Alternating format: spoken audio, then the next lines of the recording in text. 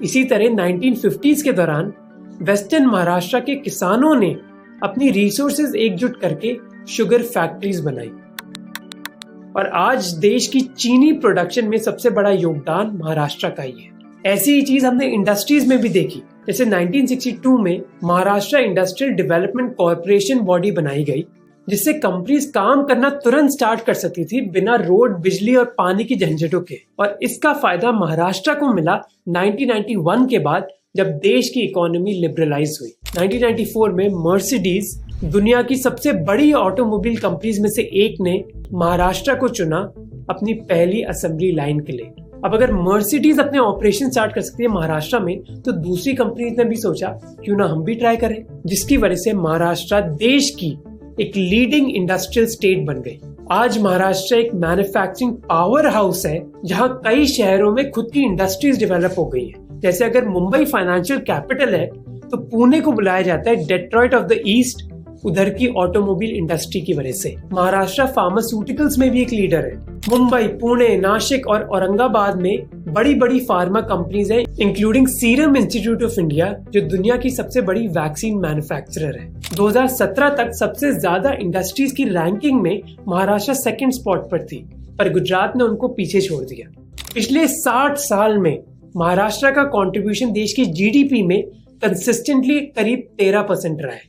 जबकि अगर हम बिहार की बात करें तो उधर कहानी बहुत अलग है। बिहार लिटरली एक फेल्ड स्टेट है जो डीप में है। ये हाल ही में जन स्वराज के लीडर प्रशांत किशोर ने कहा था बिहार के बारे में। बिहार की रेपुटेशन इतनी खराब हो गई है कि देशवासी अपने ही साथियों के खिलाफ डिस्क्रिमिनेट करते हैं। बिहार के नाम से लोगों के मन में बस जंगल राज और बीमारू स्टेट ही आता है। पर बिहार की इकोनॉमिक दिक्कतों के पीछे कारण क्या है? मेन कारण है कि उधर इंडस्ट्री डेवलप ही नहीं हुई। बिहार की इकोनॉमी का केवल 18% कंट्रीब्यूशन इंडस्ट्री से आता है। देश में बस 5 स्टेट्स और यूनियन टेरिटरीज है जहां इंडस्ट्री का कंट्रीब्यूशन 18% से भी कम है। गेस करो कौन? अंडमान निकोबार, मणिपुर, नागालैंड, दिल्ली और चंडीगढ़। अब आप खुद ही समझ गए होंगे कि बिहार की इंडस्ट्री की क्या हालत है। जहां महाराष्ट्र इंडस्ट्री पर फोकस कर रहा था, बिहार में फैक्ट्रियां बंद हो रही थी।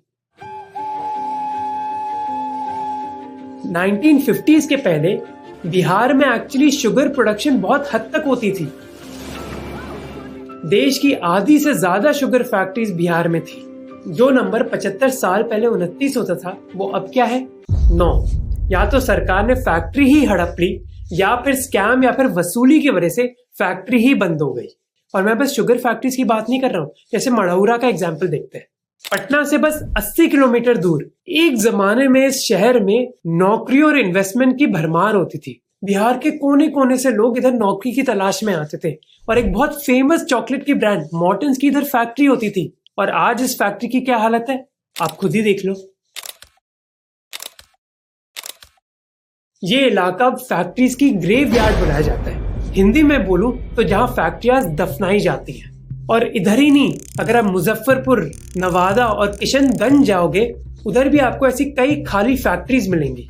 अब देखो, बिहार की गरीबी कल परसों स्टार्ट नहीं हुई। इसके बीज 18वीं सदी में बो दिए गए थे, जब अंग्रेजों ने जमींदारी सिस्टम लागू किया। उसके बाद 1952 में भारत सरकार ने फ्रेट इक्वलाइजेशन पॉलिसी स्टार्ट कर दी और इन दोनों पॉलिसीज ने ही बिहार की इकोनॉमी की पीठ तोड़ दी। अब मैं ज्यादा डिटेल में जाऊंगा नहीं। अगर आपको डिटेल चाहिए तो रिसर्च पेपर के लिंक आपको डिस्क्रिप्शन में मिल जाएंगे। इसके अलावा भारत सरकार ने भी बिहार को इतना सपोर्ट नहीं दिया। 1951 से लेकर 2012 तक यूपी और बिहार को पूरे देश में सबसे कम एलोकेशन मिली डेवलपमेंट के लिए पर कैपिटा बेसिस में, जबकि इन 60 सालों के दौरान गुजरात, महाराष्ट्र और हरियाणा को पर कैपिटा एलोकेशन दुगनी मिली बिहार और यूपी से। अब बिहार गरीब था और सेंट्रल सरकार ने कोई सपोर्ट भी नहीं दिया। अब बिना एक्सटर्नल सपोर्ट के बिहार अपनी गवर्नमेंट इंप्रूव भी कैसे करे? और अगर आप 100 साल पहले चले जाओगे ना, तो स्टैटिस्टिक्स जरूर बदले हैं पर कहानी नहीं। 1930 में बॉम्बे प्रेसिडेंसी में करीब हर 800 लोगों के लिए एक पुलिस ऑफिसर होता था, जबकि बिहार में हर 2300 लोगों के लिए बस एक पुलिस ऑफिसर था।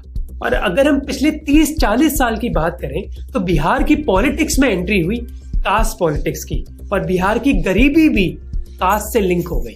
1980 से पहले बिहार में कोई बड़े कास्ट बेस्ड पॉलिटिकल लीडर नहीं थे। ये बदला 2 लोगों की एंट्री की वजह से। लालू प्रसाद यादव, इंसान नहीं रहेगा तो मंदिर में घंटी कौन बजाएगा, इंसान नहीं रहेगा तो मस्जिद में इबादत कौन देने जाएगा, और नीतीश कुमार। लोकतंत्र की रक्षा के लिए जो संघर्ष होगा उसमें इस देश की जनता पीछे नहीं रहेगी। दोनों ओबीसी लीडर्स बिहार की अपर कास्ट डोमिनेटेड पॉलिटिक्स को हिलाना चाहते थे। इनफैक्ट लालू प्रसाद यादव का स्लोगन क्या था? विकास नहीं सम्मान चाहिए। अब लालू प्रसाद यादव ने कमजोर कम्युनिटीज को जरूर पॉलिटिकल पावर दी, पर सोशल डेवलपमेंट के चक्कर में वो इकोनॉमिक डेवलपमेंट को भूल गए।